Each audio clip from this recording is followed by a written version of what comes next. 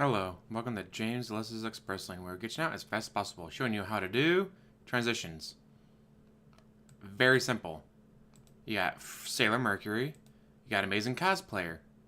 Now let's say instead of the video going from this to that, you want it a bit more smooth. Let's do 1 second, let's see how that looks. 1 second, smooth transition.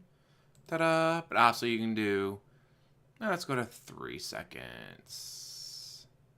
This takes a little bit of close enough. Okay. Anyways, so I have an extra long transition to get nice and smooth like that. When I did my DSP special project, I did like pictures in between each one to have them like smooth transition between videos and stuff.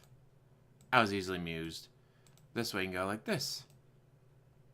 Let's make that transition extra long.